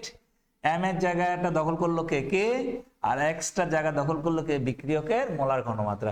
এখন যদি আমি এখানে একটা লেখচিত্র আঁকাই, খেয়াল করো তো, এই যে লেখচিত্র আঁকালাম। হ্যাঁ, y অক্ষের দিকে দিলাম আমি রেট, x অক্ষের দিকে দিলাম হলো বিক্রিয়কের মোলার ঘনমাত্রা। হ্যাঁ, রিঅ্যাকট্যান্টও লিখতে পারো অথবা তুমি বাংলায় বিক্রিয়কও লিখতে পারো, কোনো সমস্যা নাই। ওকে, তাহলে তুমি একটা কিরকম রেখা পাবা? মূল বিন্দুগামী সরল রেখা পাবা। ঠিক আছে, এখান থেকে তুমি যদি কে, এই যে ঢালটা বের করো, এই যে ঢাল, হ্যাঁ এখান থেকে এই যে ঢালটা যদি বের করো, ঢালটাই হলো কি? কে। তাহলে তোমাকে যদি আমি জিজ্ঞেস করি কোন বিক্রিয়ার হার ধ্রুবক কি করে বের করা যায়, তুমি বলবা y অক্ষের দিকে বিক্রিয়ার হার এবং x অক্ষের দিকে বিক্রিয়কের মোলার ঘনমাত্রা নিয়ে আমরা যদি কোনো লেখচিত্র অঙ্কন করি যে কোনো বিক্রিয়ার জন্য, তাহলে আমরা একটা মূল বিন্দুগামী সরলরেখা পাবো। এই সরলরেখার ঢাল থেকে আমি বিক্রিয়ার হার ধ্রুবকের মান পেয়ে যাব। ওকে, এবার এখানে আসো, এখান থেকে তুমি কি পাচ্ছ? এই ইকুয়েশনটা তাকাও, এখান থেকে আমরা পাচ্ছি কে ইকুয়ালস রেট বাই হলো রিঅ্যাকট্যান্ট, বা বাংলা যদি লিখতে চাও লিখে ফেলি, বাংলায় লিখি বিক্রিয়ার হার বাই হলো বিক্রিয়কের মোলার ঘনমাত্রা, বিক্রিয়কের মোলার ঘনমাত্রা। হ্যাঁ, ঘনমাত্রা। ওকে, এখন তুমি খেয়াল করো, আমি যদি তোমাকে সংজ্ঞা দিতে বলি, এই বলো তো বিক্রিয়ার হার ধ্রুবকটা কি? এই কেটাকে বলা হয় বিক্রিয়ার হার ধ্রুবক, বিক্রিয়ার হার ধ্রুবক। হ্যাঁ, এটাকে বলা হয় বিক্রিয়ার হার ধ্রুবক। এখন আমি তোমাকে কোশ্চেন করলাম, এই ছেলে বলো তো বিক্রিয়ার হার ধ্রুবক বলতে কি বোঝো? তাহলে তুমি বলবা বিক্রিয়ার হার ধ্রুবক হলো বিক্রিয়ার হার এবং বিক্রিয়কের মোলার ঘনমাত্রার অনুপাত। হয়ে গেল। ঠিক আছে, দেখো ভেরি সিম্পল, আমরা কিছুই মুখস্থ করলাম না। এটা ভরক্রিয়ার সূত্র আমরা জানি, এখান থেকে একটা ইকুয়েশন ডেভেলপ করে ফেললাম, আমরা পেয়ে গেলাম কে ইকুয়ালস হার বাই বিক্রিয়কের মোলার ঘনমাত্রা। এখন আমি তোমাকে জিজ্ঞেস করলাম বলো তো বিক্রিয়ার হার ধ্রুবক কি? তুমি বলবা এটা হলো একটা ধ্রুবক, আসলে এটা একটা অনুপাত। কিসের অনুপাত? বিক্রিয়ার হার এবং বিক্রিয়কের মোলার ঘনমাত্রার অনুপাতকে বলা হয় বিক্রিয়ার হার ধ্রুবক। ঠিক আছে, এখন তুমি সংজ্ঞাটাকে এভাবে বলতে পারো, আমরা জানি কোন সংজ্ঞা সংজ্ঞায়িত করতে গেলে নিচেরটাকে কি করতে হয়? একক রাশি ধরতে হয়। তো বলবো কোন বিক্রিয়ায় প্রত্যেকটি বিক্রিয়কের মোলার ঘনমাত্রা যদি 1 মোল পার লিটার হয়, তখন যে বিক্রিয়ার হার হবে সেটাই হলো বিক্রিয়ার মোলার ধ্রুবক। হার কি বলে? বিক্রিয়ার হার ধ্রুবক, এভাবে বলতে পারো। আবার বলছি, কোন বিক্রিয়ায় প্রত্যেকটি বিক্রিয়কের ঘনমাত্রা যদি 1 মোল পার লিটার হয়, তখন যে বিক্রিয়ার হার পাওয়া যায়, তখন বিক্রিয়ার হার যে মান পাওয়া যায় সেটাই হলো বিক্রিয়ার হার ধ্রুবক। এখন কোশ্চেন করো যে বিক্রিয়ার হার ধ্রুবক কিসের উপর নির্ভরশীল? আসলে এটা একটা ধ্রুব সংখ্যা, যদি বিক্রিয়কের মোলার ঘনমাত্রা বাড়াও বিক্রিয়ার হারও বাড়বে, ফলে অনুপাতটা সবসময় সেম থাকবে, তুমি একটা ধ্রুবকই পাবা। হ্যাঁ, ধরো তুমি এটা এরকম পেলা, এই যে এরকম ধরো আমি লিখলাম কে ইকুয়ালস 5/10, তাহলে রেজাল্ট কত 0.5। এখন খেয়াল করো, যদি k ইকুয়ালস হয় 50 তাহলে এটাও হবে 100। হ্যাঁ, তাহলে দেখো রেজাল্ট কত হবে 0.5। দুইটাই বেড়ে গেছে। যদি বিক্রিয়কের মোলার ঘনমাত্রা বাড়ে তার সাথে সাথে দেখা যাবে বিক্রিয়ার হারটাও বাড়বে, বেড়ে আলটিমেটলি অনুপাতটা সেম থাকবে। এই জন্য বিক্রিয়ার হার ধ্রুবক কলেজ একটা কি সংখ্যা হয়, ধ্রুব সংখ্যা হয়। ক্লিয়ার? ওকে, তাহলে আমরা বিক্রিয়ার হার ধ্রুবক শেষ করলাম। নেক্সট আসো আমরা যাই, আমরা এখন চলে যাব আণবিকত্ব নিয়ে। আণবিকত্ব নিয়ে আমি অনেকগুলা কমেন্ট পেয়েছি যে স্যার এগুলা ক্লিয়ার না। হ্যাঁ, আসলে আণবিকত্ব একটা সংজ্ঞা দিয়ে বলা যাবে না, ঠিক আছে? যে একটা সংজ্ঞা দিয়ে তুমি সকল বিক্রিয়ার আণবিকত্ব বের করে ফেলবা, এটা করা যাবে না। হ্যাঁ, আণবিকত্ব বের করার জন্য আমরা সাধারণত তোমাদের লেভেলে দুই ধরনের বিক্রিয়া নিয়ে কথা বলি। একটা হলো মৌলিক বিক্রিয়া, আরেকটা হলো সার্বিক বিক্রিয়া বা জটিল বিক্রিয়া। আমরা বলি দুই প্রকারের বিক্রিয়া, একটা হলো মৌলিক বিক্রিয়া আর একটা হলো জটিল বিক্রিয়া। মৌলিক বিক্রিয়ার ক্ষেত্রে তুমি খুব সহজেই বলে দিতে পারো, তুমি দেখবা যে টোটাল বিক্রিয়ায় কত মোল বিক্রিয়ক আছে, সেটাই হলো তার আণবিকত্ব। ঠিক আছে, ধরো মৌলিক বিক্রিয়ার ক্ষেত্রে যে সকল বিক্রিয়া এক ধাপে ঘটে তাদেরকে বলা হয় মৌলিক বিক্রিয়া। জটিল বিক্রিয়া কি, যে সকল বিক্রিয়া দুই বা ততোধিক ধাপে ঘটে তাদেরকে বলা হয় যৌগিক বিক্রিয়া বা জটিল বিক্রিয়া। হ্যাঁ, মৌলিক বিক্রিয়ার আণবিকত্ব কি? মৌলিক বিক্রিয়ার আণবিকত্ব হলো, ধরো আমি লিখলাম a প্লাস বি থেকে পি, তাহলে এ আছে কত মোল 1 মোল, বি আছে কত মোল 1 মোল, তাহলে আণবিকত্ব কত? আণবিকত্ব হবে 1 + 1 = 2। এটাকে আমরা বলবো দ্বিআণবিক বিক্রিয়া। ঠিক আছে, এটা মৌলিক বিক্রিয়া। যে সকল বিক্রিয়া এক ধাপেই ঘটে তাদেরকে বলা হয় মৌলিক বিক্রিয়া, আর যে সকল বিক্রিয়া একাধিক ধাপে ঘটে তাদেরকে বলা হয় জটিল বিক্রিয়া। হ্যাঁ, সেটার জন্য ডিফারেন্ট রুল, আমি সেটাতে পরে যাব, আগে আমি মৌলিক বিক্রিয়াতে আসি। ঠিক আছে, ওকে। দুইটা কি ক্লাস আছে রাজেশ? ওকে, আমি আর 10 মিনিট নিব, নিয়ে ক্লাস শেষ করে দেবো। যেহেতু আমি 10 মিনিট পরে শুরু করেছি, 2:10 আমি শেষ করে দেবো। ওকে, আচ্ছা। তাহলে আমরা বললাম কি, মৌলিক বিক্রিয়ার ক্ষেত্রে যে সকল বিক্রিয়া এক ধাপে ঘটে তাদেরকে বলা মৌলিক বিক্রিয়া। মৌলিক বিক্রিয়ার ক্ষেত্রে তুমি দেখবা বিক্রিয়কের টোটাল কত মোল আছে, সেটাই হবে তার আণবিকত্ব। ঠিক আছে, ওকে। এবার আসো জটিল বিক্রিয়ার ক্ষেত্রে কি করতে হয়। জটিল বিক্রিয়ার ক্ষেত্রে তোমাকে জানতে হয় বিক্রিয়াটা কয় ধাপে ঘটে। ঠিক আছে, বিক্রিয়াটা কয় ধাপে ঘটে। ওকে, ধরো একটা বিক্রিয়া 3 ধাপে ঘটলো, তাহলে তোমাকে জানতে হবে কোন ধাপটা মোস্ট স্লো মোস্ট ধাপ কোনটা, সেটাকে আমরা বাংলা বলি মন্থরতম ধাপ। কোন ধাপটা সবচেয়ে স্লো, ওই ধাপটাকে বলা হয় হার নির্ধারণকারী ধাপ। দেখো আমি স্লাইডে লিখে দিয়েছি ব্লু কালার দিয়ে, হার নির্ধারণকারী ধাপ। তাহলে হার নির্ধারণকারী ধাপ কোথায় থাকে? জটিল বিক্রিয়ার ক্ষেত্রে। কিভাবে বের করব? জটিল বিক্রিয়া মানে হলো বিক্রিয়াটা একাধিক ধাপে ঘটবে। হ্যাঁ, তাহলে আমাকে জানতে হবে কোন ধাপটা সবচেয়ে স্লোয়েস্ট ধাপ কোনটা, সেটা হলো হার নির্ধারণকারী ধাপ। ঠিক আছে, ওকে। আমরা একটা এক্সাম্পলে চলে যাই। এই যে খেয়াল করো, পরের স্লাইডে আমি একটা এক্সাম্পল দিয়েছি, এগুলো সোজা সব হলো তোমার কি মৌলিক বিক্রিয়া। আণবিকত্ব দেখো, এ 1 মোল আছে, আণবিকত্ব 1। a + b 2 মোল আছে, আণবিকত্ব 2। আমরা এগুলোকে বলি দ্বিআণবিক বিক্রিয়া। a + b + c, ঠিক আছে, অথবা a + a 3 আণবিকত্ব, টোটাল বিক্রিয়ক হলো 3 মোল, এই জন্য আমরা এগুলোকে বলে দিচ্ছি আণবিকত্ব 3। ঠিক আছে, ওকে। এবার এই যে জটিল বিক্রিয়ার ক্ষেত্রে একটা আমরা এক্সপ্লেইন করি, তাহলে তোমায় এটা ক্লিয়ার হয়ে যাবে। ওকে, জটিল বিক্রিয়া a + b থেকে p একটা বিক্রিয়া। হ্যাঁ, ধরো এটা জটিল বিক্রিয়া, এখন এটা সিম্পল বিক্রিয়া না বা মৌলিক বিক্রিয়া না, এটা হলো জটিল বিক্রিয়া। a + b থেকে p এটা একটা জটিল বিক্রিয়া। তাহলে বিক্রিয়াটা একাধিক ধাপে ঘটলো। এই যে আমি ধাপগুলো দেখালাম, দেখো রোমান সংখ্যায় 1 2 3, তার মানে বিক্রিয়াটা 3 ধাপে ঘটে। প্রথম ধাপ ঘটতে লাগে 15 মিনিট, দ্বিতীয় ধাপ ঘটতে লাগে 5 মিনিট, তৃতীয় ধাপ ঘটতে লাগে 3 মিনিট। ঠিক আছে, তাহলে সবচেয়ে বেশি সময় লেগেছে কোন ধাপে?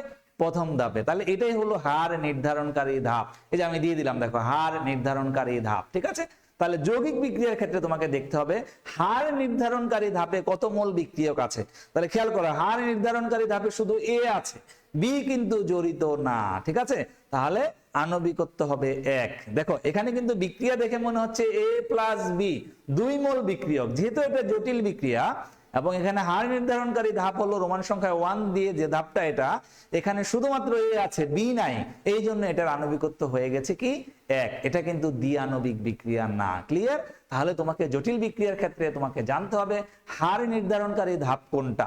সেই হার নির্ধারণকারী ধাপে যত মোল বিক্রিয়ক থাকবে সেটাই হবে জটিল বিক্রিয়ার আণবিকত্ব। ক্লিয়ার? তাহলে আণবিকত্ব বোঝার জন্য তোমার লেভেলে দুইটা জিনিস দরকার, একটা হলো মৌলিক বিক্রিয়া আর একটা হলো জটিল বিক্রিয়া। মৌলিক বিক্রিয়ার ক্ষেত্রে খুব সিম্পল, বিক্রিয়া দেখেই বলে দেওয়া যায়, কিন্তু জটিল বিক্রিয়ার ক্ষেত্রে আমাকে আরেকটু জানতে হয়। হ্যাঁ, যে বিক্রিয়াটা কয় ধাপে ঘটছে, কোনটা স্লো, সেই ধাপে আমি দেখব কয় মোল বিক্রিয়ক আছে। ঠিক আছে, 1 নম্বর ধাপটা হলো স্লোয়েস্ট, ঠিক আছে, এই ধাপে শুধুমাত্র এ আছে, বি নাই। ঠিক আছে, এই জন্য আণবিকত্ব শুধুমাত্র এ এর উপরে নির্ভর, 1 মোল এ, এই জন্য আণবিকত্ব 1। ক্লিয়ার? এখানে কারো কোনো কোশ্চেন আছে কিনা? থাকলে 1 মিনিটে বলে ফেলে আমি আনসার দেওয়ার চেষ্টা করি। হ্যাঁ, আর হলো ক্রম করে আমি শেষ করে দিব, 10 মিনিটও লাগবে না আশা করি। হ্যাঁ, ওকে। আর কারো কোনো কোশ্চেন থাকলে বলতে পারো আমাকে, এখানে কারো কোনো কোশ্চেন আছে কিনা? থাকলে বলো প্লিজ। আণবিকত্ব নিয়ে কারো কোনো কোশ্চেন আছে কিনা? আমার 1 মাসে ঝালাপালা হয়ে গেছে যে আণবিকত্ব কি, এগুলা বুঝতেছি না স্যার। হ্যাঁ, কারো কোনো কোশ্চেন থাকলে বলো। ওকে, আণবিকত্ব নিয়ে কারো কোনো কোশ্চেন থাকলে আমাকে বলতে পারো। হ্যাঁ, আমি 1 মিনিটের মধ্যে আনসার দেওয়ার চেষ্টা করব। ওকে, নাই। ঠিক আছে, আণবিকত্ব নিয়ে কারো কোনো কোশ্চেন নাই। ওকে, ফাইন। ওকে, তাহলে আমরা এখন চলে যাই হলো বিক্রিয়ার ক্রমে চলে যাই, এবং লাস্ট টপিক আজকের ক্লাসের, আমরা স্লাইডে যাই আবার। হ্যাঁ, ওকে। এই যে আণবিকত্ব নিয়ে আরেকটা কথা বলে নেই। ঠিক আছে, আণবিকত্ব হলো একটি তাত্ত্বিক ধারণা। আণবিকত্ব কখনো শূন্য অথবা ঋণাত্মক অথবা ভগ্নাংশ অথবা অসীম অথবা একটা কাল্পনিক সংখ্যা হতে পারে না। কি কি হতে পারে না? শূন্য হবে না কখনো, ঋণাত্মক হবে না কখনো, ভগ্নাংশ হবে না কখনো, অসীম হবে না কখনো, এবং কাল্পনিক কোনো সংখ্যা হতে পারে না। আণবিকত্ব কখনো 3, হ্যাঁ সুন্দর কথা, এগুলো ভুলে গিয়েছিলাম, যাক স্লাইডে থাকাতে এখন তোমাকে বলতে পারছি। আণবিকত্ব কখনো 3 এর অধিক হতে পারে না, কারণ 3 এর অধিক অণুর পারস্পরিক সংঘর্ষ সম্ভব নয়। ঠিক আছে, আমরা তো সংঘর্ষ তত্ত্বে শিখেছি যে রাসায়নিক বিক্রিয়া ঘটার জন্য শর্ত হচ্ছে এক অণুর সাথে আরেক অণুর সংঘর্ষে লিপ্ত হতে হবে। 3 এর অধিক অণু কখনো পারস্পরিক সংঘর্ষে লিপ্ত হতে পারে না, একে অপরের সাথে পারস্পরিক সংঘর্ষে লিপ্ত হইতে হবে। 3 এর ক্ষেত্রে এটা টাফ হয় পারস্পরিক সংঘর্ষ ঘটানো। ওই যে উপরে ফিগার তাকাও, পারস্পরিক সংঘর্ষ দেখানো আছে। ঠিক আছে, ওকে। তাহলে আমরা কি শিখলাম? যে পারস্পরিক সংঘর্ষ 3 এর অধিক পরমাণুর ক্ষেত্রে হতে পারে না, এই জন্য 3 এর অধিক আণবিকত্ব সম্ভব নয়। ক্লিয়ার? ওকে, এবার আসো আমরা বিক্রিয়ার ক্রমে যাই। হ্যাঁ, বিক্রিয়ার ক্রম কি আমরা একটু বোর্ডে যাই, এখানে স্লাইডে তো লিখেই আছে, আমরা আবার স্লাইডে আসবো লাস্টে, আর 5 মিনিটের মধ্যে আমাদের শেষ হয়ে যাবে ক্লাস। আসো আমরা ক্রমটা কি এটা বোঝার চেষ্টা করি। বিক্রিয়ার ক্রম, আণবিকত্ব আর ক্রমের মধ্যে ডিফারেন্স কি? তোমার কাছে মনে হবে দুইটাই তো সেম। ওকে, ধরো আমি একটা বিক্রিয়া লিখলাম, এই যে এরকম, আমি একটা বিক্রিয়া এরকম লিখছি, ধরো এ প্লাস বি, এটা দিলাম এম মোল, এটা দিলাম এন মোল। হ্যাঁ, এটা A M mole A plus N mole B মিলে হলো কি হলো? পি হলো। হ্যাঁ, তাহলে আমরা যদি বিক্রিয়ার হারটা যদি এরকম হয়, বিক্রিয়ার হার সমানুপাতিক হলো এ এর মোলার ঘনমাত্রা এবং বি এর মোলার ঘনমাত্রা, তাহলে আমরা লিখি এ এর পাওয়ার এম, বি এর পাওয়ার এন। এটা শিখে ফেলেছো তোমরা। হ্যাঁ, তাহলে ক্রম ইকুয়ালস হবে m প্লাস n। ওকে, তাহলে সংজ্ঞাটা আমরা কি বলবো? সংজ্ঞাটা আমরা এরকম বলবো, কোন বিক্রিয়ার হার বিক্রিয়কে যে সকল ঘনমাত্রা পদের সমানুপাতিক, যেমন এখানে দুইটা বিক্রিয়ক আছে এ এবং বি, বিক্রিয়ার হারটা এ এবং বি উভয়ের ঘনমাত্রার উপর নির্ভরশীল। ঠিক আছে, তাহলে আমরা কি বলবো? এরকম বলবো, কোন বিক্রিয়ার হার বিক্রিয়কে যে সকল ঘনমাত্রা পদের সমানুপাতিক, এ এবং বি দুইটার ঘনমাত্রারই সমানুপাতিক। ঠিক আছে, তাহলে তাদের ঘাতের সমষ্টিকে বলা হয়, এ এর পাওয়ার হলো এম, বি এর পাওয়ার হলো এন, তাহলে তাদের ঘাতের সমষ্টিকে বলা হয় বিক্রিয়ার ক্রম। আমি মুখে যা বলেছি স্লাইডেও এটা লেখা আছে সংজ্ঞাটা। হ্যাঁ, সো তোমার টেনশনের কোনো কারণ নেই। আবার বলছে, বুঝে নাও, কোন বিক্রিয়ার হার যে সকল বিক্রিয়কের ঘনমাত্রা পদের সমানুপাতিক, যে সকল বিক্রিয়কের ঘনমাত্রা পদের সমানুপাতিক, তাদের ঘাতের সমষ্টিকে বলা হয় ওই বিক্রিয়ার ক্রম। কিন্তু মনে রাখবা, তোমার কাছে এখন মনে হচ্ছে স্যার তাহলে তো এটা আণবিকত্বের মতেই, এম মোল এ আর এন মোল বি যোগ করে তো আমি ক্রম পেয়েছি, তাহলে পার্থক্যটা কোথায়? পার্থক্যটা হলো আণবিকত্ব হলো এক্সপেরিমেন্ট করে নির্ণয় করতে হয়। ঠিক আছে, সরি, ক্রম হলো বিক্রিয়ার ক্রম, ইংলিশে আমরা বলি অর্ডার, ORDER, রিঅ্যাকশন অর্ডার আমরা বলি অর্ডার। ওকে, এই অর্ডার বা ক্রম এক্সপেরিমেন্ট করে নির্ণয় করতে হয়। ঠিক আছে, কিন্তু আণবিকত্ব হলো থিওরিটিক্যাল, আমরা একটু আগে বলেছি, এটা আমরা বিক্রিয়া দেখে বলে দিতে পারি, ওই যে আগেরটা আণবিকত্বটা, বাট এটা কিন্তু তুমি বিক্রিয়া দেখে বলে দিতে পারো না। কেন?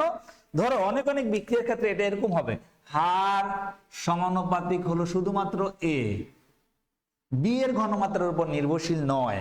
ঠিক আছে, তাহলে তুমি একটা বিক্রিয়া এক্সপেরিমেন্ট করে বলে দিতে হবে যে এটা এর শুধুমাত্র এর ঘনমাত্রার উপর নির্ভরশীল, নাকি এ এবং বি উভয়ের উপর নির্ভরশীল, নাকি শুধুমাত্র বি এর উপর নির্ভরশীল। যদি বি এর উপর নির্ভরশীল না হয় তাহলে তো ক্রম বিবেচনায় বি থাকবে না। বিক্রিয়ার হারের সমীকরণে দেখো বি নাই, সো এখানে ক্রম হবে তখন কি? ক্রম হবে শুধুমাত্র এন। ঠিক আছে, এনটা বিবেচনায় আসবে না। ক্লিয়ার? তাহলে তোমাকে জানতে হবে কোন বিক্রিয়ার হার যতগুলো বিক্রিয়ক আছে সবার উপরেই নির্ভর করে, সবার ঘনমাত্রার উপরেই নির্ভর করে নাকি করে না, এটা এক্সপেরিমেন্ট করে নির্ণয় করতে হয়। ঠিক আছে, তুমি তাত্ত্বিকভাবে থিওরিটিক্যালি বিক্রিয়াটা দেখে বলে দিতে পারবা না। এখানেই হলো মেইন ডিফারেন্সটা। ঠিক আছে, আবার বলছি, কোন বিক্রিয়ার হার যে সকল বিক্রিয়কের ঘনমাত্রা পদের সমানুপাতিক তাদের ঘাতের সমষ্টিকে বলা হয় বিক্রিয়ার ক্রম। যদি বিক্রিয়াটার হার হয় এরকম একটা ইকুয়েশন, হারের হার সমানুপাতিক এ এবং বি উভয়ের ঘনমাত্রা, তাহলে তুমি এম এবং এন উভয়টাকে যোগ করে ক্রম বের করতে হবে। আর যদি বিক্রিয়াটার হার শুধু এরকম হয়, শুধুমাত্র এ এর ঘনমাত্রার উপর নির্ভরশীল, বি এর ঘনমাত্রার উপর নির্ভরশীল নয়, সেক্ষেত্রে তোমার হারের সমীকরণ থেকে বি বাদ দিয়ে ফেলতে হবে। তাহলে বি এর পাওয়ার কি আছে এটা তোমার বিবেচনার কোনো দরকার নাই। ঠিক আছে, শুধুমাত্র এ এরটাই নিয়ে আসবা। অথবা যদি বিক্রিয়াটার হার যদি এরকম হয়, ধরো এই যে থার্ড ব্র্যাকেট বি শুধুমাত্র বি এর ঘনমাত্রার উপর নির্ভরশীল, হ্যাঁ, এ এর ঘনমাত্রার উপর নির্ভরশীল নয়, তাহলে তোমাকে এম আর বিবেচনায় নিতে হবে না, শুধুমাত্র এনটাকে বিবেচনায় নিতে হবে। ঠিক আছে, এই হলো পার্থক্য। ক্লিয়ার? সো আমরা আবার স্লাইডে যাই, তারপর তোমাদের কমেন্ট শুনি, যদি কোনো কোশ্চেন থাকে আনসার করার চেষ্টা করব। ওকে, লাস্ট আমরা চলে আসছি। যাক, আমরা টাইমে শেষ করেছি, তোমাদেরকে লাঞ্চে বেশি দেরি করাচ্ছি না আমি। ওকে, তাহলে আসো এই যে এই স্লাইডে দেখো, আমি যা বলছি ওই যে দেখো ব্লু কালি দিয়ে লেখা আছে। আপাত দৃষ্টিতে মনে হবে বিক্রিয়কের মোল সংখ্যাগুলো যোগ করলেই বিক্রিয়ার ক্রম পাওয়া যাবে, কিন্তু বিষয়টা আসলে সেরকম নয়, কারণ আমরা জানি না বিক্রিয়ার হার প্রত্যেকটি বিক্রিয়কের উপর নির্ভরশীল কি না। যদি কোনো বিক্রিয়কের উপর কোন একটি বিক্রিয়কের উপর নির্ভরশীল না হয়, তবে সেটি হারের সমীকরণে উপস্থিত থাকবে না এবং তখন এর মোল সংখ্যা ক্রম নির্ণয়ে বিবেচনায় আসবে না, বলে দিয়েছে। ঠিক আছে, আর সংজ্ঞা কি? কোন বিক্রিয়ার হার যে সকল বিক্রিয়কের ঘনমাত্রা পদের সমানুপাতিক তাদের ঘাতের সমষ্টিকে ওই বিক্রিয়ার ক্রম বলে। এটি একটি পরীক্ষালব্ধ রাশি।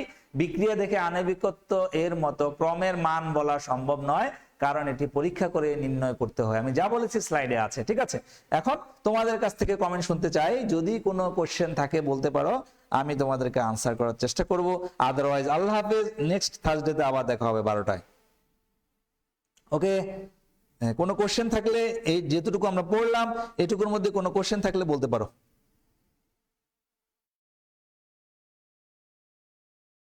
কোনো কোশ্চেন আছে?